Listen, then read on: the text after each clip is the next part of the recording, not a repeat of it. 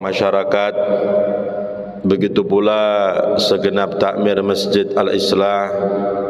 Mudah-mudahan mereka semua dipanjangkan usianya oleh Allah Subhanahu wa taala dalam keadaan sehat wal afiyah fi taatillah. Begitu pula para hadirin hadirat rahimakumullah. Alhamdulillah, kita bersyukur kepada Allah Subhanahu wa taala yang pada pagi hari ini kita semua dikumpulkan oleh Allah Subhanahu wa taala di majlis yang mulia, di tempat yang mulia, untuk bersama-sama kita beribadah kepada Allah, untuk bersama-sama kita mengkaji, memperdalami syariat Muhammad sallallahu alaihi wasallam. Mudah-mudahan dengan barokahnya kita hadir di majelis yang mulia ini, Allah Subhanahu wa taala mengampuni dosa-dosa kita, menutup segala aib kita, hajat kita dikabulkan oleh Allah Subhanahu.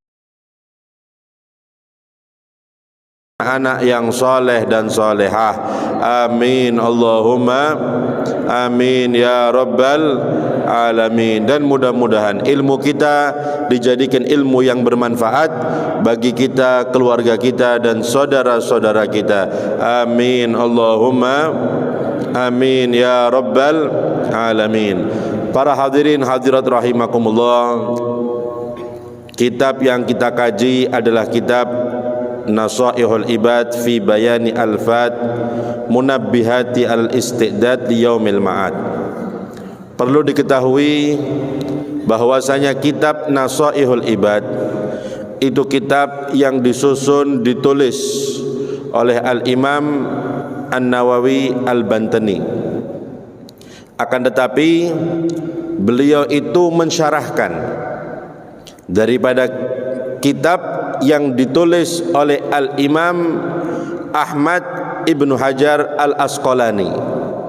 Jadi beliau menyarahkan, menjelaskan tentang kitab yang ditulis oleh Al-Imam Ahmad Ibnu Hajar Al-Asqalani. Maka supaya kita lebih kenal siapa beliau Al-Imam Ahmad Ibnu Hajar, mari pada kajian ini kita kaji dulu sedikit daripada sejarah hidup beliau Al-Imam Ahmad Ibnu Hajar. Perlu diketahui beliau adalah ulama yang terkenal keilmuannya. Nama beliau Ahmad bin Ali bin Muhammad Ibnu Hajar Al-Asqalani. Beliau lahir di bulan Sya'ban, ada yang mengatakan tanggal 12 Sya'ban tahun 773. Itu kelahiran beliau, tahun 773. Dan beliau meninggal dunia tahun kurang lebih 852. Ada yang mengatakan 851 Hijriah di negeri Mesir. Nah, Imam Ahmad Ibnu Hajar, beliau itu dididik di kalangan yang cinta dengan ilmu, ya. Bahkan dalam sejarah ini perlu kita tiru para hadirin, yang biasa bekerja semangat tapi jangan sampai meninggalkan belajar ilmu agama. Ini keluarga beliau. Bahkan saya teringat beliau mengatakan, innallaha takaffala li talibil ilmi takafulan khas ba'da takaful am. Yang kurang lebih maksudnya begitu. Beliau mengatakan Allah itu menjamin rezekinya orang yang belajar ilmu agama setelah jaminan yang umum dijamin dengan jaminan yang khusus. Orang yang ngaji niku Pak Bu, belajar ilmu agama, hadir pengajian, itu rezekinya ditambah oleh Allah Subhanahu wa taala. Setelah memang sudah dijamin dengan rezeki yang khusus, rezeki yang umum. Wa ma min dabbatin fil ardi illa 'alallahi rizquha. Tidak ada binatang yang melata di muka bumi ini kecuali rezekinya memang sudah ditanggung sama Allah Subhanahu wa taala. Tapi orang yang belajar ilmu agama itu ada tanggungan khusus dari Allah Subhanahu wa taala. Maksudnya lebih digampangkan rezekinya oleh Allah Subhanahu wa taala. Oleh karena itu kalau kita mungkin yang dagangan, yang bekerja, kepingin lancar rezekinya, jangan sampai meninggalkan belajar ilmu agama. Karena termasuk faedahnya belajar ilmu agama menggampangkan rezeki. Nah ini Al-Imam Ahmad Ibnu Hajar Al-Haytami Al-Asqalani, beliau itu dididik di kalangan, tumbuh di kalangan yang suka ilmu agama. Bahkan disebutkan dalam sejarah bahwasanya ayahnya itu meninggal dunia ketika beliau masih kecil. Begitu pula ibunya kemudian meninggal dunia, beliau juga masih kecil. Jadi mulai kecil tidak punya ayah, tidak punya ibu. Ini Imam Ahmad ini. Tapi keluarga beliau yang lain memberikan perhatian khusus, ya. Sampai kita lihat hasil daripada lingkungan ilmu, lingkungan yang cinta dengan ilmu agama. Beliau itu sanggup menghatamkan, menghafalkan Al-Quran ketika umurnya 9 tahun. 9 tahun hafal Quran Imam Ahmad ini. Imam Ibnu Hajar Al-Asqalani 9 tahun sudah hafal Quran. Kalau Imam Syafi'i Pak 7 tahun hafal Quran, itu Imam Syafi'i. Kalau ini Imam Ibnu Hajar Al-Asqalani 9 tahun sudah hafal Quran. Bayangkan ya, kita ini juz amma ya, wis umur 40 tahun udah gak hafal-hafal kan itu. Seperti itu. Ini 9 tahun para hadirin sudah hafal Al-Quran. Kemudian masa mudanya sudah memahami daripada syair orang Arab, menghafalkan dasar-dasar agama, sampai tumbuh beliau menjadi ulama yang akhirnya beliau itu mendalami ilmu hadis, menjadi ulama yang paling ahli hadis di zamannya. Itu Imam Ibnu Hajar Al-Asqalani. Tidak cukup belajar di Mesir, tempat lahirnya beliau, ya, tempat tumbuhnya beliau. Beliau pergi ke negeri Syam untuk menambah ilmu agama. Beliau pergi ke Yaman. Bahkan dalam sejarah ketika di Yaman beliau muter siapa saja ulama yang perlu diambil ilmunya, ngaji dari satu guru ke guru yang lain. Itu beliau Al-Imam Ibnu Hajar Al-Asqalani, ya. Tetap haus ilmu agama, ya. Maka kita juga seperti itu para hadirin, ya. Oh kapan ada pengajian di sana, hadir kita ke sana, ya. Karena hati kita nih para hadirin, hati kita ini butuh asupan ilmu, ya. Asupan makanan hati kita itu ilmu agama. Imam Fathun Al-Musili, beliau pernah mengatakan kepada para santrinya, para jamaahnya, beliau mengatakan, alaisal marid idza muni'a minat ta'am wasyarab wadawa salasata ayyam yamut. Beliau mengatakan bukanlah orang sakit itu kalau tidak makan, tidak minum obat 3 hari dia akan mati. Dijawab kali santri-santrinya, enggak, betul itu. Orang sakit Pak, tidak makan, tidak minum obat 3 hari mati. Maka beliau mengatakan begitu pula hati kita, kata beliau. Hati kita ini 3 hari tidak menerima ilmu agama, tidak mendengarkan hikmah, maka hati kita mati. Ini nasihat beliau. Ya, makanya jangan sampai 3 hari kita nggak hadir pengajian, Pak. Kalau sudah hati kita mati, oh repot nerima nasihat, Pak. Dinasihati ngamuk, ya, gengsi, tersindir, ya. Kalau ada masalah bingung, ya. Masalah kecil kadang-kadang bingung kita menghadapinya. Kenapa? Karena emang hati kita lagi mati. Itu dampak daripada hati yang mati, ya. Makanya Al-Habib Idrus bin Umar Al-Habsyi, beliau itu para hadirin kalau selesai ngaji pengajian ini, doanya lain daripada ulama-ulama yang lain. Selesai ngaji, doa beliau, alhamdulillahilladzi at'amana wa saqana wa ja'alana muslimin. Santri ini bingung, lho Bib, niku lak doa setelah makan, wong gak ono panganane kok, kan gitu ya. Mana umbiane tok teng mriki nggih ya. Katanya itu kan doa setelah makan. Apa kata beliau? Loh, ilmu itu makanan hati kita. Ilmu itu makanan hati kita. Makanya beliau berdoa setelah belajar ilmu, ngaji sebagaimana orang selesai makan. Kenapa? Karena ilmu itu makanan untuk hati kita. Nah, kita lihat tadi ini Imam Ahmad Ibnu Hajar Al-Asqalani sampai belajar bukan satu desa Pak belajarnya, bahkan bukan satu kota, luar negeri ini, Mesir ke Syam, Mesir ke Yaman. Bayangkan, untuk belajar ilmu agama. Tidak ada mobil zaman dulu para hadirin, ya. Rela naik onta berpuluh-puluh hari untuk belajar ilmu agama. Bayangkan ini semangatnya. Kenapa? Karena mereka tahu berharganya ilmu agama. Tidak ngurus Pak, jarak yang sangat jauh, tenaga yang dikeluarkan, harta yang dikeluarkan, yang penting dapat ilmu agama. Itu mereka tahu faedahnya orang belajar ilmu agama, ya. Rela meskipun keluar negeri untuk belajar ilmu agama, ya. Kita para hadirin kadang-kadang melaku segel tok lo gak hadir, ya. Rodo ada didik kadang-kadang nyetar tok sepeda motor Pak, tetap tidak hadir. Bayangkan. Nah ini kenapa? Karena bedanya dengan mereka, kalau kita nggak tahu berharganya ilmu agama.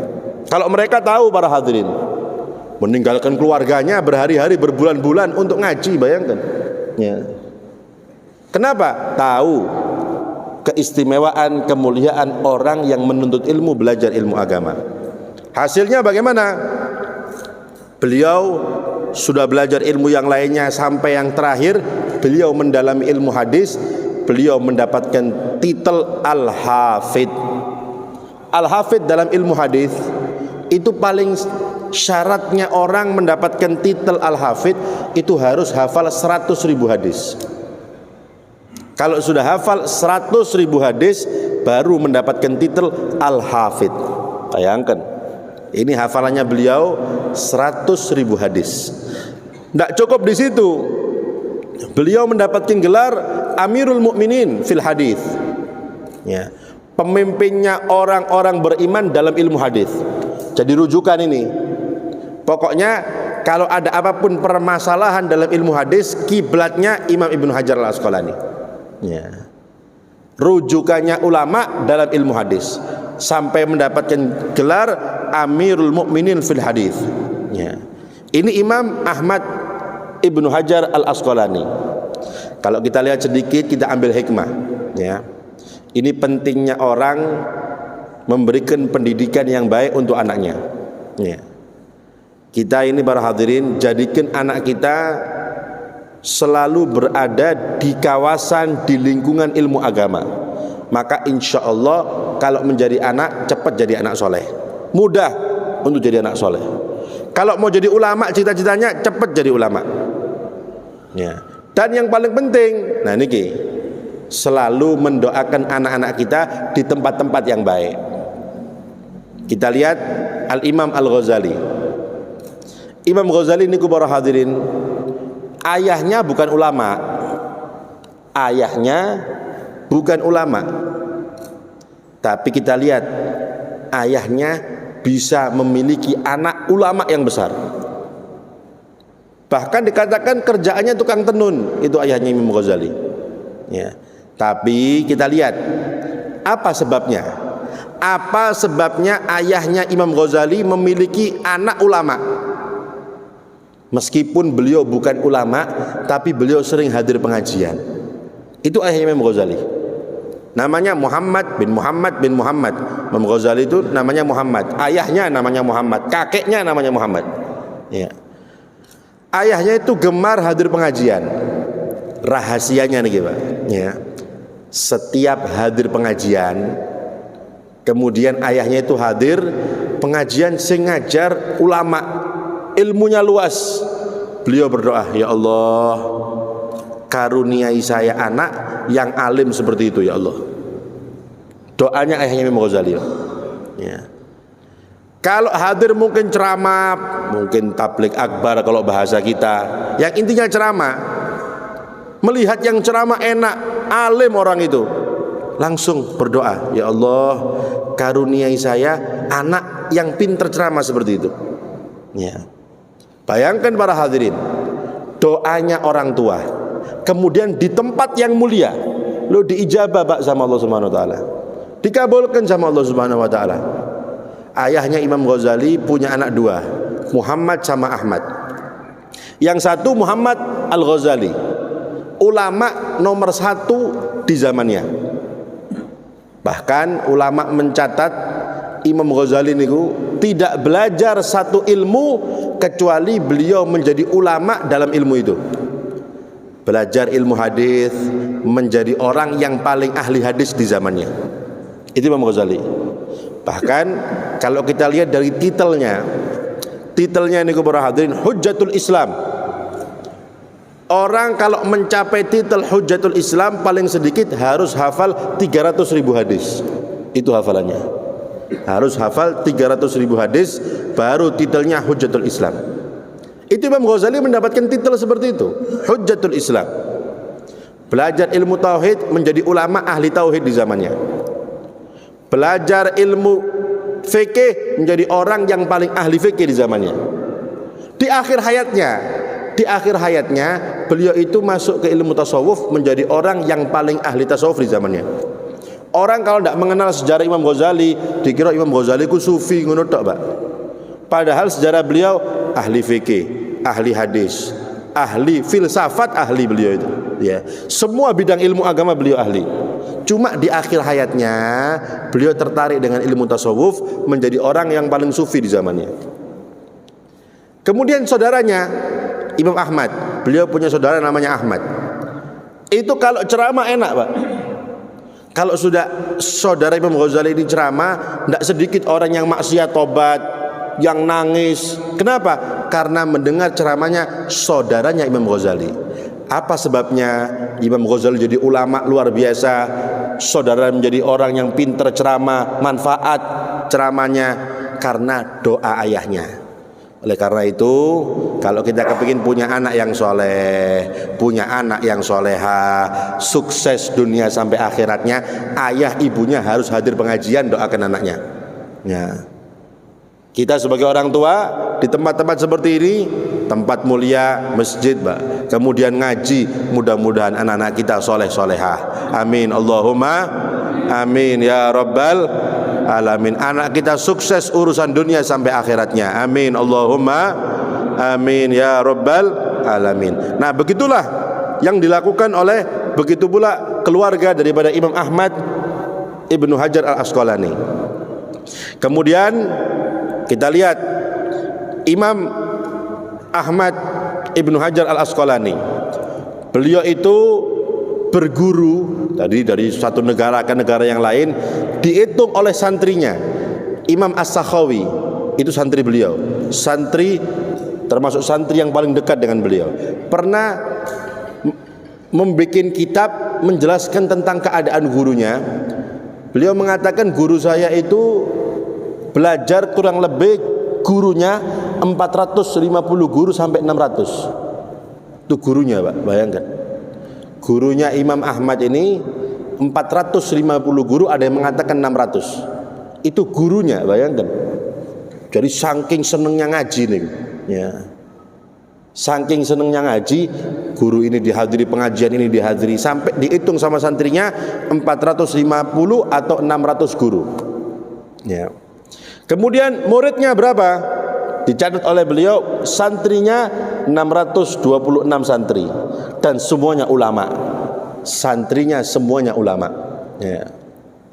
Nah, termasuk daripada kelebihan atau keistimewaan daripada Imam Ahmad Ibnu Hajar Al-Asqalani, kita lihat ilmu yang luas, ya. Muridnya ulama, tapi beliau juga tidak lupa memperbanyak ibadah kepada Allah Subhanahu wa taala. Termasuk ibadah beliau para hadirin, hobinya selalu iyadatul marid, ya, menjenguk orang yang sakit. Ini selalu dicari. Siapa yang sakit? Dijenguk. Ulama ini Pak, bayangkan. Ya. Kemudian setiap ada jenazah pasti hadir dan mengantarkan sampai kuburan. Ulama ini, bayangkan. Kemudian beliau selalu amalannya ibadah puasa Daud. 1 hari puasa, 1 hari tidak. 1 hari puasa, 1 hari tidak. Lo bayangkan, tidak cukup ilmu yang luas, ibadahnya juga luar biasa sama Allah Subhanahu Wa Taala. Ya. Kemudian memperbanyak membaca Al-Quran. Bahkan setiap perjalanannya tidak lupa selalu membaca Al-Quran. Ya. Tidak lupa membaca Al-Quran meskipun di akhir-akhir hayatnya. Tetap ngaji. Ini Imam Ahmad Ibnu Hajar Al-Asqalani. Beliau juga terkenal dengan kewaroannya. Warok niku Pak Bu, tidak mau yang syubhat. Itu warok. Minta yang 100% halal. Iku warok. Kalau zaman saiki rodok mustahil Pak. Ya. 100% halal itu agak mustahil zaman sekarang. Ya. Karena dulu ada seseorang berdoa di depan Ka'bah. Beliau berdoa, doanya seperti ini orang ini. Allahumma rzuqni rizqan halalan sirfan. Ya Allah, berikan aku rezeki yang halal, 100% halal. Kebetulan sampingnya ada ulama, ditegur. Duamu salah. Kamu doanya salah. Juga dikasih rezeki sampai Allah Subhanahu Wa Taala. Kenapa? Karena sekarang 100% halal tuh mboten enten, Mbak. Kita bayangkan sekarang, kita kerja semuanya ini pasti ujungnya uangnya bandar narkoba ya ndek kono pisan. Yang jual khamar ya di situ. Yang riba ya di situ. Campur. Maka harta kita syubhat kalau masuk bank. Dan semua transaksi memang sekarang harus lewat bank, enggak mungkin. Ya, repot, makanya syubhat. Al Habib Ali bin Muhammad Al Habsyi yang kemarin hallnya, beliau itu ketika baru masuk model-model bank di Hadramut sana, beliau berdoa, ya Allah selamatkan saya daripada bank ini. Bayangkan, itu doanya beliau. Ya, baru ada ini bank baru masuk di situ, model-model seperti bank itu. Doanya supaya dijauhkan dari bank. Kenapa? Ya itu tadi, hartanya siapa campur Pak. Ya. Makanya hukumnya syubhat. Wonten Pak Bu yang 100% halal. Yang 100% halal. Yang pertama air hujan. Air hujan. Ya, jenengan kalau hujan keluar bareng-bareng keluarganya, mangapa Pak? Ya. Tonggoi bingung kok, sampeanku sak keluarga mangap kabeh apa sih? Kepingin merasakan air yang halal 100%. Pokoknya langsung, jangan lewat talang, Mbak. Langsung mangap.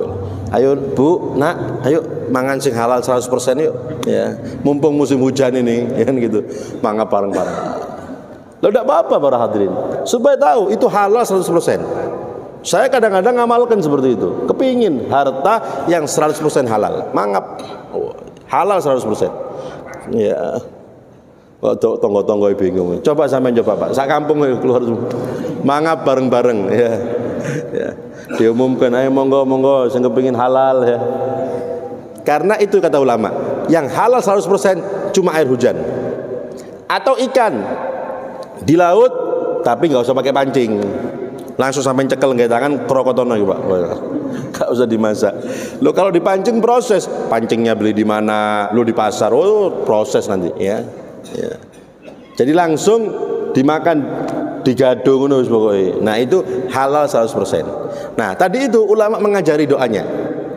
Ketika ada orang minta doa, ya Allah berikan aku rezeki yang 100% halal. Ditegur tadi. Duamu salah. Kalau kamu doa seperti itu, yo gak entuk rezeki kon. Enggak ono sing halal saiki kok. Terus bagaimana? Saya ajari doa yang betul untuk zaman sekarang. Allahumma rzuqni rizqan la tu'adzibni alaih. Ya Allah, berikan kami rezeki yang dengan rezeki itu kami enggak diazab oleh Allah Subhanahu wa taala. Ya. Yang dengan rezeki itu kami nggak diazab ya Allah. Itu doa yang paling cocok untuk zaman sekarang, Pak. Ya Allah, berikan kami rezeki yang dengan rezeki itu kami nggak diazab. Kenapa? Karena kalau rezeki kita ini caranya ada bau-bau syubhat, ya, atau mungkin haram, nggak tahu, bisa diazab nanti kita sama Allah Subhanahu Wa Taala. Makanya kasih rezeki ya Allah yang dengan rezeki itu kami nggak diazab olehmu. Itu doa yang cocok zaman sekarang. Ya, makanya para hadirin, ini Imam Ahmad Ibnu Hajar, beliau itu terkenal waroknya. Dalam sejarah pernah beliau makan bersama-sama sama keluarganya. Ketika selesai makan dijamu, lalu beliau ini terlintas kepingin tanya, ini makanan dapat dari mana kamu? Atau mungkin kalau beli dari mana? Disebutkan, oh dari sini. Ketika menyebutkan tempat yang ia beli, keluarganya beli, beliau tidak suka, ragu ini. Tempat itu ragu saya halalnya. Langsung Pak, dia ingat caranya sahabat Abu Bakar As-Siddiq radhiyallahu anhu. Dimasukkan jarinya ke mulutnya, dimuntahkan itu. Ya. Dimuntahkan, bayangkan. Ya. Padahal itu cuma ragu. Ya, ragu tok, dia tidak senang. Dari situ saya ragu. Ya. Jadi dimasukkan jarinya, dikeluarkan apa yang tadi dia makan. Sesuai sebagaimana yang dilakukan sahabat Abu Bakar As-Siddiq radhiyallahu anhu. Karena beliau ingat seperti itu. Sayyidina Abu Bakar itu biasanya memang disiapkan susu sama budaknya. Ya. Tapi sebelum minum biasanya tanya, dari mana kamu? Oh dari sini, diminum. Lah ini budaknya lagi tidak ada, sudah ada susu di atas mejanya. Oh mungkin tempat biasanya mungkin dia ngambil, diminum. Ketika diminum datang budaknya, baru tanya beliau, susu kamu dapat dari mana? Oh saya takahantu, saya ngobati tetangga kita ini dengan cara-cara jahiliyah dulu, dikasih susu. Langsung dimasukkan tangannya sahabat Abu Bakar, dikeluarkan semuanya, dimuntahkan itu susu, dan berdoa, ya Allah, ya sudah saya berusaha untuk mengeluarkan semuanya ya Allah, kalau ada sisa-sisanya mohon dimaafkan. Itu yang dilakukan sahabat Abu Bakar. Nah itu dipraktekkan oleh Imam Ahmad Ibnu Hajar Al-Haytami Al-Asqalani ini. Ya, nah, coba kita Pak, halal gak apa-apa kan itu ya. Nek pas urusan ini husnudon tok Pak kan itu ya, halal insyaallah. Lah kalau mereka tidak mau, itu namanya warok. Warok itu tidak mau kecuali halal. Lebih hebat lagi, ada lagi namanya zuhud, tidak mau dunia Pak. Oh tambah lagi, tidak mau dunia meskipun halal, itu kalau zuhud ya. Yang model warok ini tidak ada Pak sekarang, zaman sekarang. Apalagi yang zuhud mana kan gitu ya. Yang warok repot kita ini ya. Nggak tahu mungkin kalau tinggal di desa wallahu alam ya. Tapi nek di kota-kota ini roto abot ini ya. Husnudon tok itu Pak, halal pokoknya ya. Nah itu Imam Ahmad Ibnu Hajar Al-Asqalani. Nah kemudian termasuk kehebatan beliau, beliau itu diceritakan ada seorang orang-orang yang hasud biasa Pak, sehingga membuat syair untuk menghina beliau. Intinya menghina. Maka santri-santrinya nggak terima, orang santri gurunya dihina, ingin membalas syairnya, menghina orang itu. Ketika tahu dimarahi sama Imam Ahmad, enggak usah dibalas, biarkan dia. Bahkan dikasih hadiah. Orang yang menghina saya, kamu kasih hadiah. Lo bayangkan Pak. Ya. Ini akhlak yang diajarkan oleh Nabi Muhammad SAW, dipraktekkan. Ya. Ketika dirinya dihina, ya, maka tidak marah sebagaimana Nabi Muhammad, kasih hadiah. Lo bayangkan. Itu termasuk akhlak daripada Rasulullah SAW. Tawaduknya beliau para hadirin, termasuk tawaduknya beliau itu Imam Ahmad Ibnu Hajar Al-Asqalani komentari ulama sebelumnya. Ini adabnya maksudnya, bukan tawaduknya. Adabnya beliau dengan ulama-ulama terdahulu. Ya. Ada ulama terdahulu mungkin tidak sesuai menurut beliau, tapi apa kata beliau untuk mengomentarinya itu? Beliau mengatakan ucapannya, ajibtu li syekh ma'asiati ilmihi. Ya. Kaifa qala kadza? Saya heran, ulama itu loh, itu alim loh itu, ilmunya luar biasa. Kok bisa dia ngomong seperti ini ya? Ya. Kenapa kok beliau ngomong seperti ini? Itu maksudnya ingin mengingkari pendapat ulama sebelumnya. Cuma diakui ilmunya luas loh itu. Itu bukan sembarangan ulama itu. Tapi kenapa kok dia ngomong seperti ini? Saya heran. Ya. Itu adabnya beliau dengan ulama sebelumnya. Bukan seperti sekarang, Mbak. Ngoreksi, salah itu, gak ngerti, ya. Ngawur itu ulama-ulama dulu, ya. Bahkan lebih parah, Pak. Kemarin kita dengar di medsos ya, bukan cuma ngomentari ulama, sak sahabatnya disalahno, bayangkan kan gitu. Oh, ini kurang ajarnya double-double, Pak, kan gitu ya. Ini Imam Ahmad Ibn Hajar Al-Asqalani ketika tidak sejalan dengan ulama sebelumnya tetap mengakui keilmuannya. Ya. Dan bingung gitu saja, saya bingung. Kan ulama besar itu. Kenapa kok beliau ngomong seperti ini? Ada apa ya? Nah, itu adab, akhlak, ya. Akhlak kepada ulama-ulama yang sebelumnya. Itu yang dilakukan oleh beliau, ya. Begitu pula kita lihat para hadirin di akhir-akhir hayatnya, ya. Di akhir-akhir hayatnya beliau ketika itu sakit, ya. Sakit tapi tidak meninggalkan tahajud. Bayangkan, tidak meninggalkan tahajud.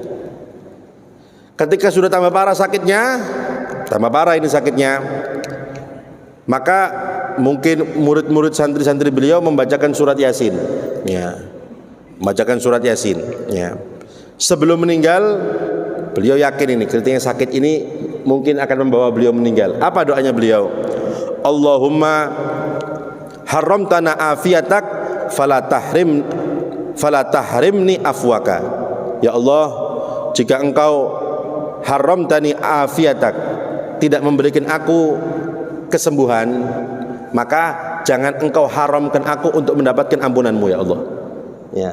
Kalau engkau tidak memberikan aku kesembuhan dalam sakitku ini, maka jangan engkau haramkan aku untuk mendapatkan ampunanmu ya Allah. Imam Ahmad Ibn Hajar Al-Asqalani. Kita sudah tahu, Pak, ilmunya bagaimana, ibadahnya bagaimana, tawaduknya bagaimana, tapi tetap merasa dirinya itu hamba yang hina di sisi Allah Subhanahu wa taala. Sampai berharap ampunan Allah Subhanahu wa taala. Ini seperti ini ibadahnya, tapi begitu keadaannya. Bayangkan loh kita ini, Pak, ibadah pas-pasan kan gitu ya. Belum tentu diterima mana. Merasa surga, aku di surga insyaallah. Loh, bayangkan. Ini beliau, sekelas beliau tidak merasa pantas untuk masuk surganya Allah Subhanahu wa taala. Maka ketika tambah sakit, ketika itu orang sekeliling beliau, santri-santrinya membaca Yasin, ya. Ketika sampai firman Allah Subhanahu wa taala, salamun qaulam mir rabbir rahim, salamun qaulam mir rabbir, diulang-ulang itu, salamun qaulam mir rabbir rahim, kemudian beliau meninggal dunia. Ya, husnul khotimah, Pak, bayangkan. Ya, akhir hayatnya membaca Yasin dan pas ucapan salamun qaulam mir rabbir rahim. Ini sedikit daripada sejarah hidup Al-Imam Ahmad Ibn Hajar Al-Asqalani radhiyallahu taala anhu. Oleh karena itu bisa kita ambil hikmah. Yang pertama, bagaimana beliau belajar ilmu agama, semangatnya dalam belajar ilmu agama. Kemudian bagaimana beliau itu terdidik di lingkungan ilmu agama, gemar ngaji, gemar belajar ilmu agama. Ini bisa kita praktekkan untuk anak-anak kita, ya. Kemudian yang ketiga, ilmu yang luas tapi akhlak lebih besar daripada ilmunya, ya. Sabar beliau. Kemudian tidak sampai di situ, ya. Ibadahnya juga luar biasa. Dan dengan ibadah yang luar biasa, ilmu yang luas, tidak merasa beliau ini pantas untuk masuk surganya Allah Subhanahu wa taala. Maka perlu kita jadikan cermin untuk diri kita para hadirin. Mudah-mudahan kita bisa meniru akhlak-akhlak beliau, semangat beliau dalam ibadah dan juga dalam belajar ilmu agama. Amin. Allahumma Amin ya rabbal alamin. Mudah-mudahan dengan barokahnya kita mengkaji sejarah hidup beliau, turun rahmat Allah Subhanahu wa taala, dan kita semua tidak bangun dari majelis ini kecuali dosa-dosa kita diampuni oleh Allah Subhanahu wa taala, kejelekan kita diganti dengan kebaikan oleh Allah Subhanahu wa taala, dan mudah-mudahan anak-anak kita dijadikan anak-anak yang soleh dan solehah, anak-anak yang berjalan di jalan Nabi Muhammad sallallahu alaihi wasallam, anak-anak yang bisa kita banggakan di hadapan Nabi Muhammad sallallahu alaihi wasallam. Dan mudah-mudahan masjid ini dimakmurkan oleh Allah Subhanahu wa taala, makmur dengan ilmu agamanya, makmur dengan ibadahnya, makmur dengan rezekinya. Amin Allahumma amin ya rabbal alamin. Dan mudah-mudahan kelak di akhirat kita semua mendapatkan syafaat Nabi Muhammad sallallahu alaihi wasallam. Kita dapat minum telaga langsung dari tangan Nabi Muhammad sallallahu alaihi wasallam ketika melewati sirat, dituntun oleh Rasulullah sallallahu alaihi wasallam, dan di surga kita semua dikumpulkan dengan Nabi Muhammad sallallahu alaihi wasallam. Amin Allahumma amin ya rabbal alamin. Kurang lebihnya saya mohon maaf. Wabillahi taufiq wal hidayah. Assalamualaikum warahmatullahi wabarakatuh.